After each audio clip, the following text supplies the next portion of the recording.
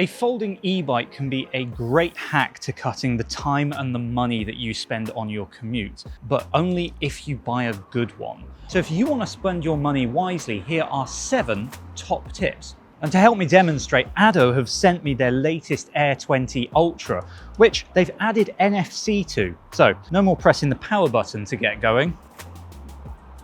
I'm going to do that.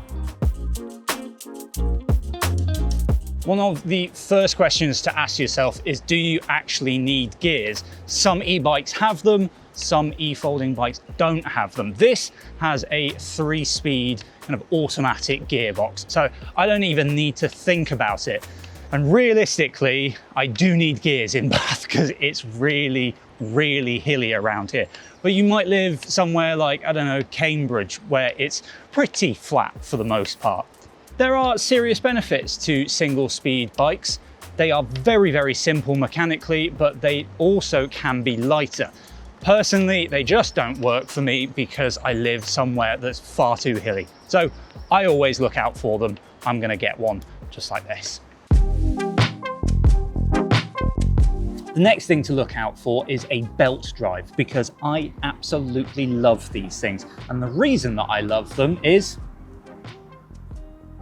if I did that with a chain, horrifically dirty, but that is absolutely fine. So they're a much cleaner system. They also last for so much longer, which means less maintenance for you and also less oily marks on your trousers before that big meeting. We don't want that. One of the key features of a folding e-bike is the fact that it actually does fold up.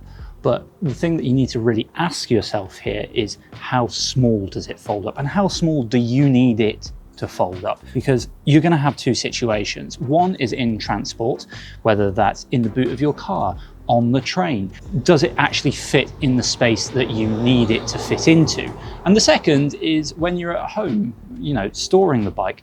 Does it fit in maybe the hallway, or have you got a little cupboard that this could go into? The way that you do this is by getting the dimensions for the bike in the folded form off the manufacturer's website. And if they haven't put it on their website, just ask them. I personally find the folding system really, really useful at train stations, because a lot of train stations, especially at commuter hour, aren't going to allow you onto the train or probably even into the station with your bike unfolded like this. So a good folding system is worth its weight in gold. A serious consideration to make when buying any e-bike is the bike's range, but you've got to ask yourself, how far do you actually need to ride?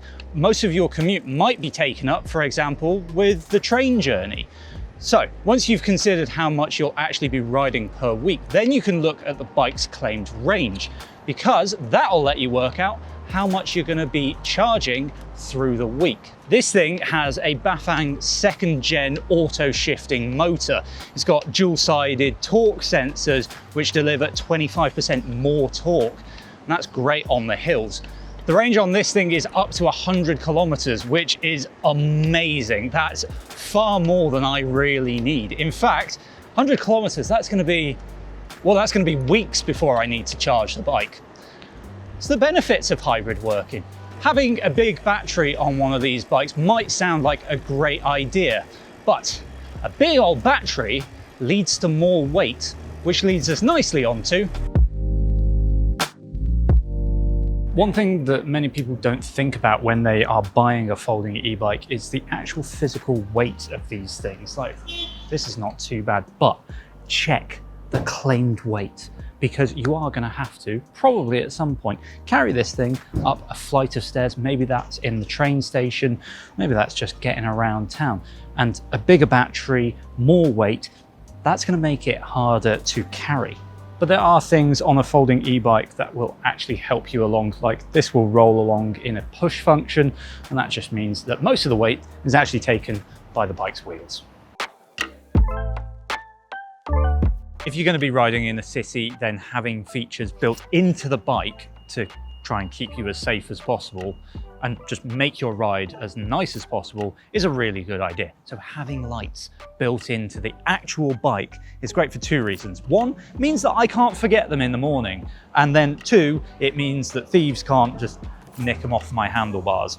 These are built in, they go on with the press of a button, and I've got a rear one as well, which is absolutely fantastic. But even better for riding in the UK, I know you'll know this, mud guards. It's not always like this in the UK, and occasionally it does rain. I don't want to get soaked before work from the ground up. So having these integrated into the bike at the point of purchase, one less thing to think about.